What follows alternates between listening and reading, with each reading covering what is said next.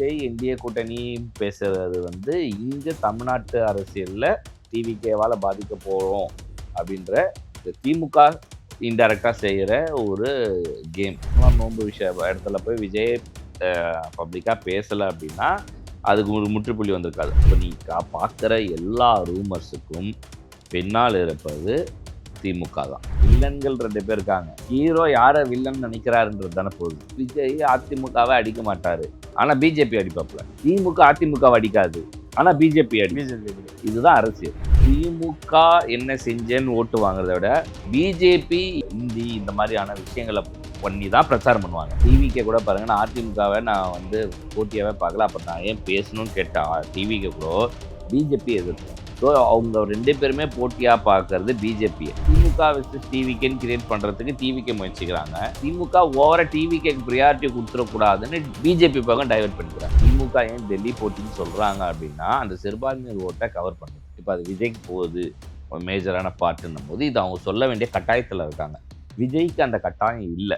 திமுகவில் ஸ்டாலின் தலைமை ஏற்றதுலேருந்து அதிமுகவை அவங்க எதிர்க்கிறது ரொம்ப குறைவு. பிஜேபி எதிர்க்காங்க. இது அதிமுகவை வீக் பண்ணுற விஷயம், கொஞ்சம் கொஞ்சமாக அது கரைக்கிற விஷயம். டிவிக்கே சொல்லிட்டாங்க அவங்கள நான் கண்டுக்கல, நீங்கள் தானே, இவங்க சொல்லாமல் செய்கிறாங்க. இதுதான் வித்தியாசம்.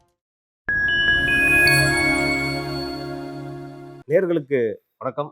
இன்றைய சீகே டாக் நிகழ்ச்சியில் பல்வேறு அரசியல் மற்றும் சமூக நிகழ்வு குறித்து உங்கள் சீக்கோடு பேசவிருக்கிறோம். வாருங்கள், நிகழ்ச்சிக்குள் செல்லலாம். சார், ரமலான் வாழ்த்துக்கள் சார். ரமலான் நேயர்களுக்கும் ரமலான் வாழ்த்துக்கள். நம்ம சீகே டாக்ஸ் நேயர்களுக்கும் ரமலான் தின நல்வாழ்த்துக்கள். சார், தாவேகா தலைவர் திரு விஜய் அவர்கள் மும்பை போயிருக்காரு. பல பேர் பல விஷயமா பேசுறாங்க. எதுக்கு தான் போயிருந்தாரு? இது என்ன பல விஷயம்? சென்சார் பார்க்க போனாரு, அதுக்கப்புறம் சீக்கிரட்டா என்டிஏ அலைன்ஸை பேச போனாரு. அதனால தான் இன்னும் எடப்பாடி அறிவிக்கல. இதெல்லாம் தானே அவர் அது பர்சனல் வேலையாக போனார்.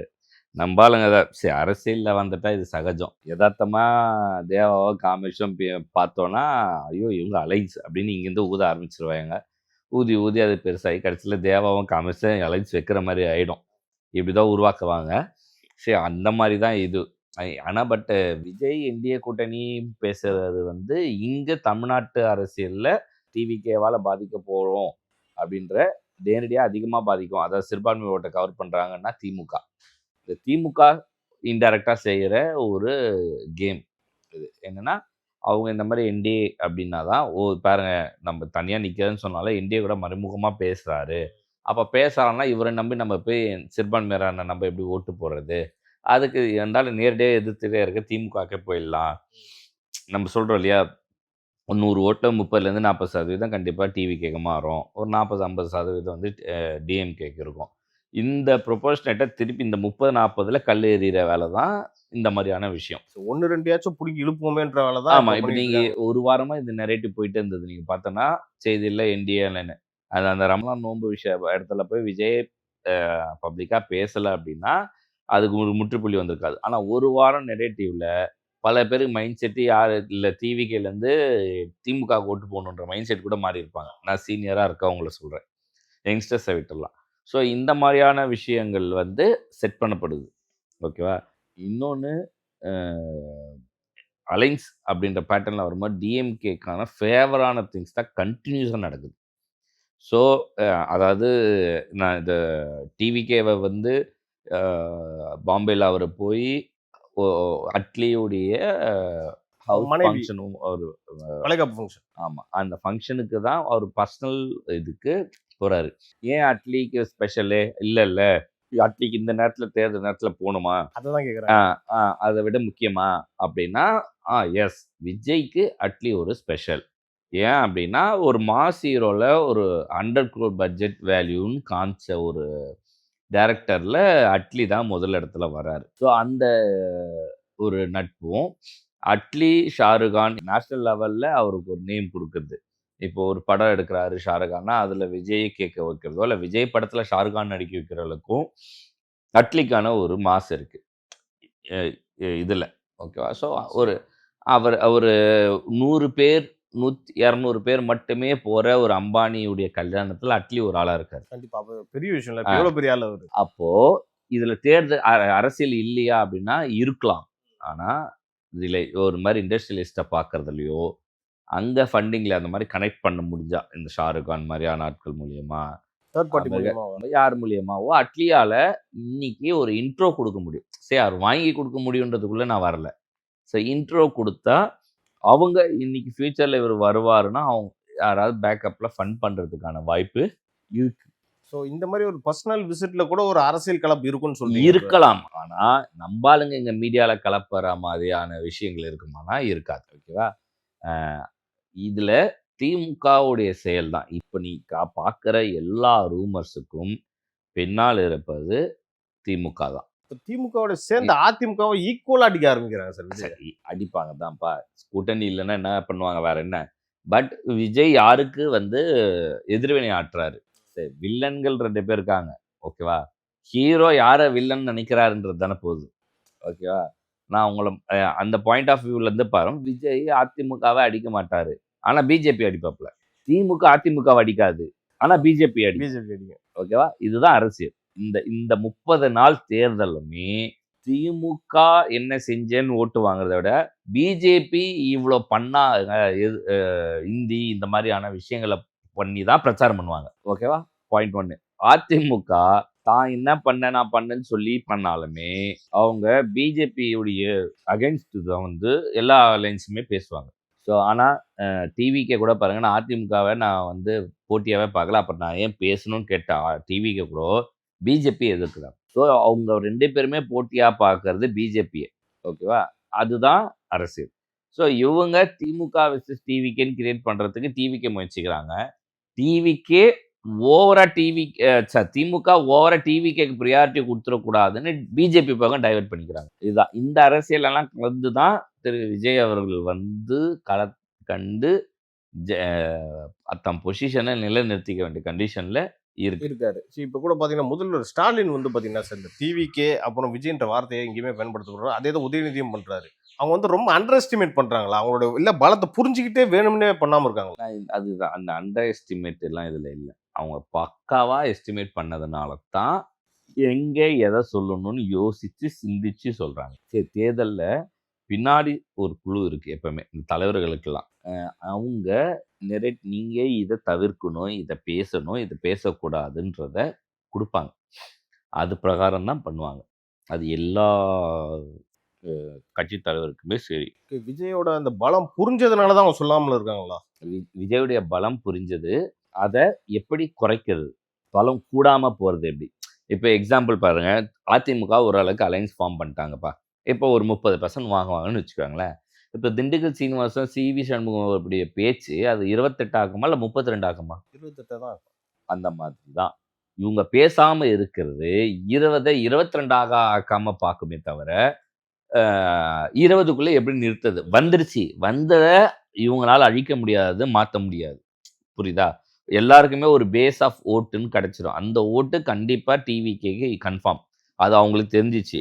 இது ஏத்தாம எப்படி இருக்கிறது, இதை வளர்க்காம எப்படி இருக்கிறது, அந்த ஒரு செயல் திட்டத்தை தான் திமுகவும் பிரதிபலிக்கிறாங்க. அதுக்கு இப்போ லேட்டாக வந்தாலும் இப்போ அதிமுக பண்ணுறாங்க. ஆனால் அதிமுகவுக்கு கவுண்டர் கிடைக்காது. இவங்க வா வா வான்னு கூப்பிடுவாங்க, அவங்க ஏற மாட்டார். சரி, நீங்கள் சொல்கிற மாதிரி இருக்கட்டும். இப்போ முதல்வர் பார்த்தீங்கன்னா வார்த்தைக்கு வார்த்தை டெல்லி கூட தான் போட்டி அப்படின்ற மாதிரி நேஷனல் பிஜேபியவே சொல்லிட்டு இருக்காரு. ஸோ விஜய் பார்த்தீங்கன்னா எங்களுக்கும் திமுகவுக்கும் தான் போட்டிங்கிறாரு. சார் விஜய் அவரு சொல்லணுமா டெல்லிக்கு தான் போட்டின்னு சொன்னதான் தமிழ்நாட்டில் ஈடுபட்டு சொல்றாரு தான் சொல்றேன்ல. டெல்லிக்கு போட்டின்னு சொல்லல. திமுக ஏன் டெல்லி போட்டின்னு சொல்றாங்க அப்படின்னா அந்த சிறுபான்மையர் ஓட்டை கவர் பண்றது. இப்போ அது விஜய்க்கு போகுது மேஜரான பார்ட்டுன்னும் போது இது அவங்க சொல்ல வேண்டிய கட்டாயத்தில் இருக்காங்க. விஜய்க்கு அந்த கட்டாயம் இல்லை, ரொம்ப ஹைலைட் பண்ணி சொல்ல வேண்டிய கட்டாயம் இல்லை. அப்பப்போ சொல்லுவார். ஆனால் இங்கே தமிழ்நாட்டு அரசியல் தான் நடக்குது. ஆட்சி தேர்தல் சிஎம்க்கு. ஸோ நான் திமுக தான் என்னுடைய எதிரின்னு டிவிக்கு. இவங்க 2 பேருடைய அஜெண்டாலையும் எந்த பிழையும் கிடையாது. அவங்கவுங்க கொள்கையில் அவங்கவுங்க பிளாட்ஃபார்மில் அவங்க அழகாக போயிட்டு இருக்காங்க. சார் தமிழ்நாட்டில் அது எடுபடுமா சார்? ஏன்னா மக்கள் மத்தியில் பார்த்தீங்கன்னா இப்போ திமுகவுக்கு ஒரு எதிர்ப்பு இருந்தாலும் ஓகே, ஒன்றியத்தில் ஆளக்கூடிய பாஜகவுக்கும் ஒரு ஈக்குவலான எதிர்ப்பு இருக்கு. அதை விஜய் இன்னும் கொஞ்சம் தீவிரமா பண்ணுமா? அது எம்பி தேர்தலில் தானே பண்ணணும். இப்போ பண்ணி என்ன பண்ணுறோம்? சரி, அதான் திமுகவுக்கு இதுல ஒரு இடன் அஜெண்டா இருக்கு. சிறுபான்மையருக்கு நான் தான் பாதுகாவலன்னு சொல்ல வேண்டிய கண்டிஷன்ல திமுக இருக்கு. ஏன்னா அந்த ஓட்டு விஜய்க்கு மாறதுக்கு வாய்ப்பு இருக்கிறதுனால. ஓகேவா? அத அவங்க ஹைலைட் பண்றாங்க. அதர்வைஸ் அவங்களும் இந்த தேர்தல்ல எடுக்கிறதில்ல. ஆனா, திமுகல ஸ்டாலின் தலைமை ஏற்றதுலருந்து அதிமுகவ அவங்க எதிர்க்கிறது ரொம்ப குறைவு. பிஜேபி எதிர்க்காங்க. இது அதிமுகவை வீக் பண்ற விஷயம். கொஞ்சம் கொஞ்சமா அது கரைக்கிற விஷயம். அவங்கலாம் கிடையாதுப்பா ஆ. போட்டியில இல்ல. டிவிக்கே சொல்லிட்டாங்க. அவங்கள நான் கண்டுக்கல. நீங்க தான்னு. இவங்க சொல்லாம செய்றாங்க. இதுதான் வித்தியாசம். சரி சார். ஒருவேளை இப்ப பாஜக கூட்டணில இருந்து அதிமுக விலகிட்டாங்க. ம். அப்ப திமுக யாரோட அரசியல் பண்ணும்? அப்பவும் பாஜக கூட பண்ணும். இது இதே இல்லையே. ஒரு மாரி லாஜிக்கே இல்லையே ஏன் இது. விலகிட்டா இவங்க இன்னும் அதெல்லாம் பாதகத்துக்கு போயிடுவாங்கல்ல.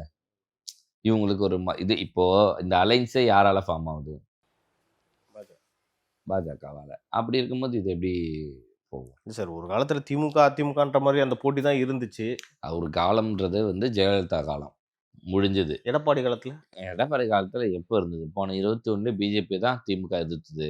19லயும் பிஜேபி தான் எதிர்த்துச்சு. 24லயும் பிஜேபி தான் எதிர்த்துச்சு. அப்போ ஒருவேளை பிஜேபி கூட்டணில இருந்து அதிமுக விலகிட்டா டிஎம்கேக்கு மைனஸ் தானே சார் அப்ப? அவங்களோட அரசியல் எப்படி பார்க்கலாம்? டிஎம்கேக்கு மைனஸ்லாம் இல்ல. பிளஸ் தான். அப்போ இன்னும் ஓட்டு பிரியுதுன்னா ஓகே. இல்ல சார். அவங்க எத வச்சு அரசியல் பண்ணுவாங்கன்றேன். யாரு?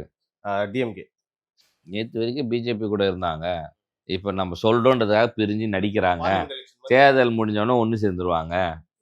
பாராளுமன்றத்துல இவங்க 2 பேரும் ஒண்ணா தான் நிப்பாங்கன்னு பிரச்சாரம் பண்ணுவோம். இந்த போன பார்லிமெண்ட் எலெக்ஷன்ல பண்ண மாரி சார். ஆமா. சரி ஒருவேளை சார் 24ல விஜய் மட்டும் நின்றுக்கிறது நல்லதுன்னு நினைக்கிறீங்களா? இல்ல. ஏன் சார் இல்ல? நல்ல மூவ் தான். சரி இப்படிதான் வந்து டிடிவி தினகரன் தப்பு பண்ணாரு.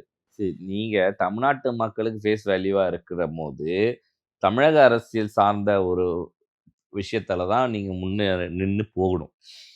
எம்பி நிக்கும்போது என்னன்னா, நம்ம தமிழ்நாட்டுல அங்க யார் வேணும்ன்றத முடிவு பண்ணி தான் ஓட்டு போடுறாங்க. ஒண்ணு காங்கிரஸ் இல்லன்னா பிஜேபி. இதுல எந்த சேஞ்சஸும் இல்ல. ஓகேவா? அப்படி இருக்கிற இடத்துல நீங்க தனியா நின்னீங்கன்னா, இப்ப அதிமுக அலைன்ஸே 22% தானே. சரியா? இப்ப அதிமுக நீங்க சொல்ற மாரி கட்டமைப்பு, பெரிய கட்சி அப்படின்னாலே எவ்வளோ பெர்சென்ட் வாங்குனாங்க? 20 20 தான் வாங்குனாங்க. 22% தானே வாங்குனாங்க. அப்ப விஜய் வந்திருந்தா எவ்வளோ வாங்கியிருப்பாரு? இப்போ வாங்குறத விட கண்டிப்பா பாதி தான் வாங்கியிருப்பாரு. இப்போ எவ்வளோ வாங்குறதா இருந்தாரோ, இப்போ எக்ஸாம்பிள் 20% வாங்குறதா இருக்குன்னா, 10% தான் வந்திருக்கும். அப்ப பிராண்ட் பண்ணிட்டு இருப்பாங்க. 10% தான் இவங்க. ஓட்டு உங்களுக்கு 40 சீட்டு குடுக்குறேன் அலைன்ஸ்ல இப்படி போயிடும். ஸோ அத அவாய்ட் பண்ணி கரெக்ட்டா இந்த டைம்ல வர்றதும், திருப்பி இல்ல இந்த தேர்தல்ல நான் தனியா தான் நிப்பேன்னு விஜய் மெனக்கெடுறாருன்னு வச்சுக்கோங்க. சீமான் மாரி 15 வருஷம் போராட ஆரம்பிக்கணும் திருப்பி. ஸோ அந்த ட்ரெண்ட கட் பண்றது. ஓகே. அப்ப நல்ல மூவ் தான் அது. மூவ். இப்ப போன எம்பிஎஸ் தேர்தல்ல ஒரு வேட்பாளர் புடிச்சிருக்கணும், பணம் செலவழிக்கணும், பிரச்சாரம் பண்ணணும், எல்லாத்தையும் விடணும். இது எல்லாத்தையும் விட்டு சேர்த்து வச்சு ரிசர்வ் பண்ணேன்னா, இந்த குரு படத்துல ஒரு டயலாக் கடைசியில இருக்கும் தெரியுமா? அபிஷேக் பச்சன் நடிச்ச படம். ஐஸ்வர்யான்னு. அதுல லாஸ்ட்ல வந்து அவர எல்லாத்தையும் அரெஸ்ட் பண்ணி உட்கார வச்சுருவாங்க. உடம்பு சரியில்லாம போகும். கோர்ட் சீன்ல போய் உட்காரும்போது, ஜட்ஜ் கேட்டுன்னே இருப்பாங்க ஒரு பேனல்ஸ். இவரு எதுக்குமே பதில் சொல்லவே மாட்டாரு. எல்லாம் முடிஞ்சு கடைசி தீர்ப்பு நாள்னு கணக்கு வரும்போது, நான் ஒரு 10 நிமிஷம் பேசணும்னு பேசுவாரு. அப்ப இத்தன நாள் அவங்களுக்கு பேச வாய்ப்பு குடுக்கும்போது எதுக்குமே பேசல. இன்னைக்கு வந்து கேட்குறீங்களா? இன்னைக்கு நான் பேச வேண்டியதுக்கு என்னுடைய வாய்ஸ பாதுகாத்து வச்சிருக்கேன். அப்படின்றது தான். ஸோ அந்த மாரி தேர்தல் காலத்துக்கும் தேவை. எங்க, எப்படி நம்ம போகணுன்றது ரொம்ப முக்கியம். ஓகே. அப்ப நடுவுல ஒரு 2 இடைத்தேர்தல் வந்துச்சு. அதுல நிக்காததும் ஒரு நல்ல மூவ் தான் சொல்றீங்க. ஏன்னா ஆமா. பணம் விளையாடும் சார் ஆமா. இடைத்தேர்தல்னாலே. ஆமா. அதுல கூட அமுக்கியிருப்பாங்கன்றீங்களா? ஆமா. இப்ப நீங்க இப்ப முடிஞ்ச அளவுக்கு ஆனானப்பட்ட அதிமுகவே இடைத்தேர்தல்ல புறக்கணிச்சிருக்கு. ஓகேவா? அப்படிப்பட்ட இருந்தவன இப்ப சீமான் போன்ற நிக்கிறதுனால என்ன பலனாச்சு? ஜெயிச்சிட்டாரா? இல்ல. புறக்கணிச்சதுனால அவங்களோட இதுலேருந்து ஒரு 5% ஓட்டு எக்ஸ்ட்ரா கிடைச்சிச்சு. அவ்வளோதான் தவிர, மத்தபடி ஒண்ணும் கிடையாது. திருப்பி நாளைக்கு அவங்க நின்னுட்டாங்கன்னா, அந்த 5% உங்ககிட்டருந்து போயிடும். சரி அதனால நமக்கு என்ன பலன்? இவரு வந்து காமிச்சிட்டே இருக்காரு. இப்ப நம்ம எடப்பாடிக்கு 10 தோல்வி எடப்பாடின்னா, அப்ப சீமானுக்கு என்ன சொல்லணும்? 20 தோல்வி சீமான் தான். ரியாலிட்டி தானே! ஆனா இவ்ளோ கஷ்டப்பட்டு வந்துட்டே இருக்கும்போது, இப்ப இந்த 15 வருஷம் இருந்தாரு. இன்னைக்கு விஜய்ன்னு ஒருத்தர் வரும்போது அவருக்கு ஒரு ஜர்க் ஆகும் இல்லையா? ரொம்ப இன்னைக்கு அவர் பயந்து போய் கிடக்குறாரு. இதுதான் ரியாலிட்டி. ஸோ நம்ப ஒண்ணு அந்த வந்து அடிச்சு கலச ஆடணும். பார்த்து ஜெயிக்கிறோம்னா, அப்படியே போடணும் ஃப்ளோல. இல்லையா, அடுத்த வேலைய பார்க்க போயிரும். இதுதான் பண்ணுவாங்க. இதுவரைக்கும் தாவேக்காக்கு இருந்த இந்த சிக்கல பத்திலாம் பேசிட்டு இருந்தோம் சார். அடுத்த ஒரு சிக்கல் என்னன்னா, 234 தொகுதியில வந்து இவங்க எப்படி வேட்பாளர போட போறாங்க அப்படின்ற ஒரு சிக்கல் போயிட்டு இருக்கிறதா இது சொல்றாங்க. எத்தன தடவ தேவ? நீ என்ன ஒரு வேளை திமுகவோட ஸ்லீப்பர் செல்லா? இல்ல சார். இப்ப நீ வந்து இன்னும் கொஞ்ச நாள்ல வேட்பாளர் வேட்பாளர்கள் அறிவிக்க எல்லாம் போறாங்க ரொம்ப சார். ஈஸி தேவா. அதெல்லாம் புது கட்சி விஜய் இந்த மாதிரி ஆனதுல நான் தான் சொல்ல விஜயகாந்த் இருக்கும்போது கூட இந்த கேள்வி எழுப்பப்பட்டது. ஓகே. ஆனா 234 தொகுதியில வேட்பாளர் விட்டாங்க. எம்பில 40லுமே வேட்பாளர் நின்னாங்க. நிக்கிறதுக்கு ஆளெல்லாம் இருக்கு. சரி, இப்போ ஒரு அமைப்பு ரீதியா பார்த்தா 130 மாவட்ட செயலாளர் இருக்காங்க. 130 மாவட்டத்த வேட்பாளர் ரெடி. அப்ப இன்னும் 100 சீட்டுக்கு தானே தேவை அப்படின்னு எக்ஸாம்பிள். ஒரு மாவட்டத்துக்கு 2 வேட்பாளர். அந்த இடத்துல ஒரு பகுதியில இருப்பான். மாவட்டத்தில இன்னொருத்தர் இருப்பாரு. அவரும் ஒரு தொகுதியில நிக்கணும்னு ஆசைப்படுவாரு. நல்ல பணம் இருக்கிறவரா இருப்பாரு. தேர்தல்ல ஃபேஸ் வேல்யூ வேணும், ஃபேம் வேணும்னு நினைப்பாங்க. அவங்க வந்து நிப்பாங்க. ஆனா இந்த தேர்தல்ல நிக்கிற எல்லாருக்கும் டிவிக்கேல ஒரு விஷயம், 2 விஷயம் நடக்கணும். ஒண்ணு அதிர்ஷ்டம். மொத்தமா ஜெயிச்சு சிஎம் ஆயிட்டாருன்னா, இவங்கள ஸ்டாண்டர்ட் ஆயிடுவாங்க. அதே இது எம்எல்ஏவா இல்ல இருந்தா எதிர்கட்சி ஒரு 20, 30 தொகுதிக்குள்ள தான் ஜெயிக்கிறாங்கன்னா, மீதி எல்லாரும் இருக்காங்க இல்லையா? அவங்களுக்கு பிம்பிளிக்கு பிஆர்பி. ஏன்னா, அவங்க அவங்க அடுத்த தேர்தல்ல அவங்களுக்கு கண்டிப்பா கிடைக்குமான்றது கன்ஃபார்ம் பண்ண முடியாது. சந்தேகம் தான். ஆமா. திருப்பி கிடைக்குமான்றது. அது பாதி பேருக்கு கிடைக்கும், பாதி பேருக்கு கிடைக்காம போகும். ஏன்னா, இது ஷஃபிள் ஆயிட்டே இருக்கும். இதுல இருக்கிறவங்கள சில பேர் வேற கட்சிக்கு கூப்பிடுவாங்க. இவங்க அங்க போவாங்க. இதெல்லாம் நடக்கும். ஸோ மாறிட்டே இருக்கும். நேத்து கூட சேகர் பாபு பேட்டி கொடுத்திருந்தாரு. என்னன்னு பாத்தீங்கன்னா, பால்வாடி கட்சிக்கு வந்து பவள விழா கட்சி வந்து ஒரு பாடம் புகட்டும் அப்படின்னு சொல்லியிருந்தாரு. ம். இன்னொரு விஷயமா சொல்லியிருந்தாரு. திமுகவுடைய வெற்றி வந்து வில்லிவாக்கம் தொகுதியிலேருந்து ஆரம்பிக்க போகுதுன்ற மாதிரிலாம் பேசியிருந்தாங்க. அதுக்கு வந்து தாவேக்காவினர் எதிர்வினை எல்லாம் ஆற்றிருந்தாங்க சார். ம். ஒரு மாதிரி ரொம்ப ஓவர் கான்ஃபிடன்ஸ்ல பேசுறாரா சேகர் பாபு? சரி, அப்படிதானே பேசியே ஆகணும். இதுக்கு ஓவர் கான்ஃபிடன்ஸ்ன்றதெல்லாம் இல்ல. அரசியல்ல வந்துட்டு இல்ல டிவிக்கு நீங்க ஜெயிப்பீங்க, அதிமுக ஜெயிப்பீங்க, பிஜேபி ஜெயிப்பீங்கன்னா திமுக சொல்ல முடியும். திமுக நான் ஜெயிப்பேன்னு தான் சொல்ல முடியும். அதுல எந்த மாற்றம் கிடையாது. ஸோ அவர் சைட்லேருந்து அவர் பேசுறது அரசியல். எதிர்வினை ஆற்றுறதும் அரசியல். அது மக்கள் கையில இருக்கு. எது முன்னாடி, எது பின்னாடின்னு. விஜய எதிர்த்து சேகர் பாபுவே பெரம்பூர்ல போட்டியிட போறதா ஒரு தகவல்லாம் வந்துகிட்டு இருக்கு சார். சேகர் பாப்பெல்லாம் நின்னா தோத்துருவாரு. தோத்துருவாருன்றீங்களா? ஆமா. அமைச்சரே தோத்துருவாரு. ஆமா. இப்ப ஹார்பர்லயே அப்படித்தானே கிட்டத்தட்ட தோத்துருவாரு. அந்த மாதிரிலாம் போ மாட்டாப்புல. தெளிவானவரா இருந்தா கண்டிப்பா அந்த முடிவு எடுக்க மாட்டாரு. எடுக்க மாட்டாரு. திமுக தலைமையும் அப்படிதான் முடிவு எடுக்கும். தலைமை சொன்னா கூட, ஐயா நான் அம்மாக்கு வந்து டோர்லாம் திறந்து விட்டுருக்கேன். எனக்கு ஒரு நல்ல தொகுதி குடுங்கன்னு வாங்கின்னு போயிடுவாரு. ஏன்னா ஏற்கனவே இப்ப ஆர்மூர் தொகுதியில் எம்எல்ஏவா இருக்காரு. இப்ப ஆர்கே நகர் பழைய மாதிரி ஏடிஎம்கேல இருந்தப்போ ஆர்கே நகர்ல போட்டிட்டாரு. இப்ப அங்க போறதாவும் சொல்றாங்க சார். ஆர்கே நகர் இப்ப வீக்கா இருக்கு ஏடிஎம்கேக்கும் மத்தவங்களுக்கும். அதனால அவருக்கு அங்க பெனிஃபிட் ஜாஸ்தி தான். முன்னாடி அந்த ஸ்ட்ராங்கா இருந்தவர் இப்ப வெற்றிவேல் போன்ற ஒரு நல்ல லீடர் அங்க இல்ல. இவரு மதுசூதனன் இல்ல. ஸோ இது எல்லாமே அவருக்கு அட்வான்டேஜ் தான். மாறுறதுனால அவருக்கு அது ஒரு பெரிய ப்ளஸ் தான். நேரத்துக்கும் கருத்துக்கும் நன்றி சார். நன்றி.